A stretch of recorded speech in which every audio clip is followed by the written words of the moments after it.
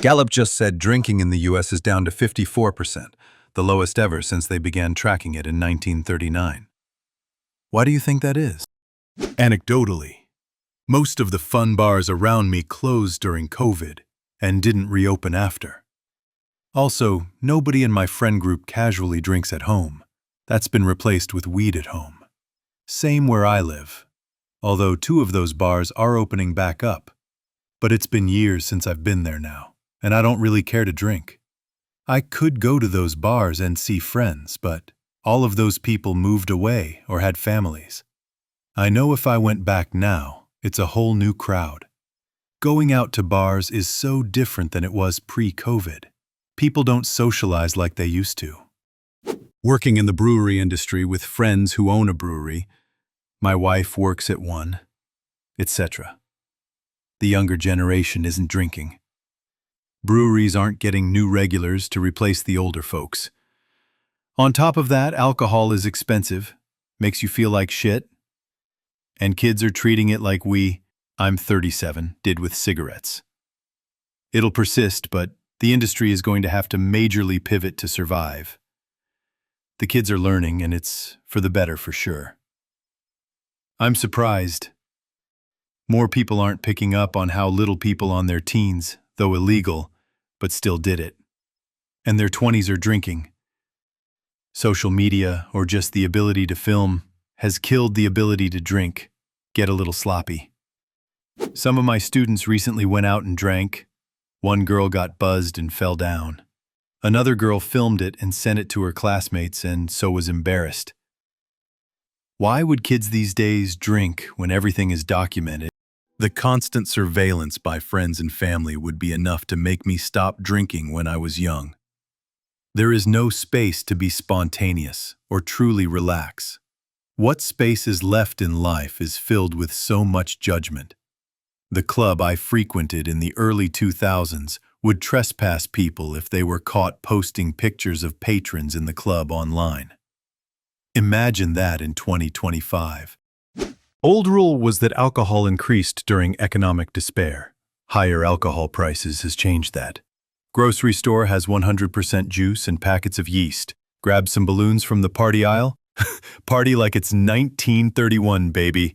My ex discovered brewing mead from honey and turned our home into a brewery for a year or 2. I had nowhere to store clean towels because my linen closet was full of large jugs making bloop-bloop noises.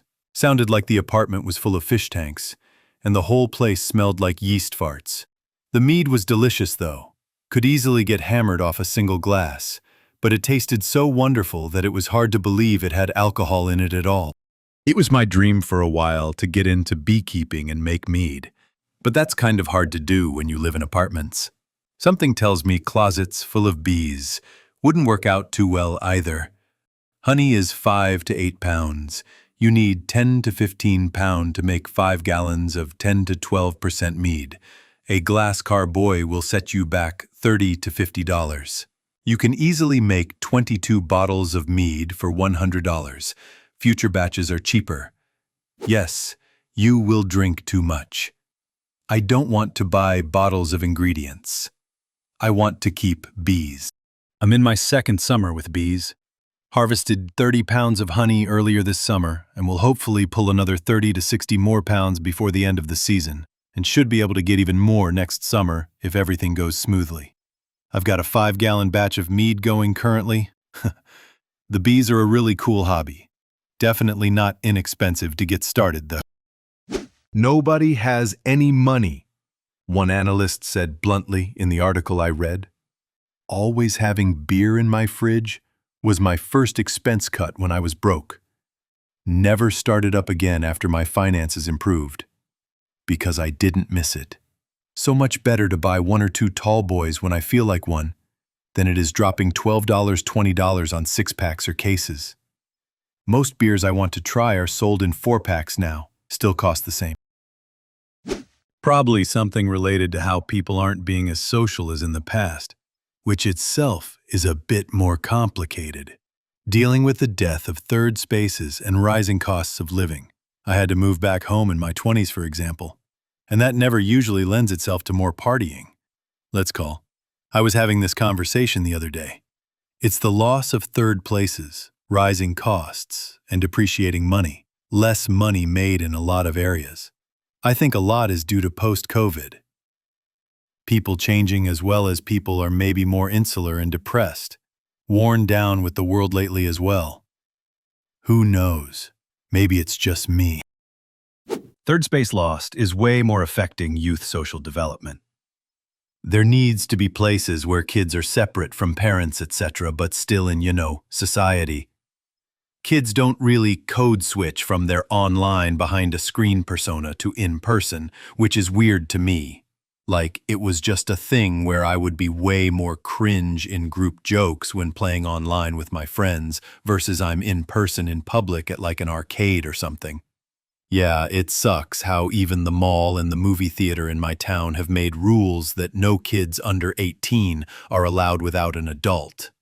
And they'll justify it by saying, oh yeah, there were a couple gang fights held on the premises last year, so now all teens are being punished forever. Groups of teens used to be a major demographic of shopping malls, so I don't see how that makes financial sense.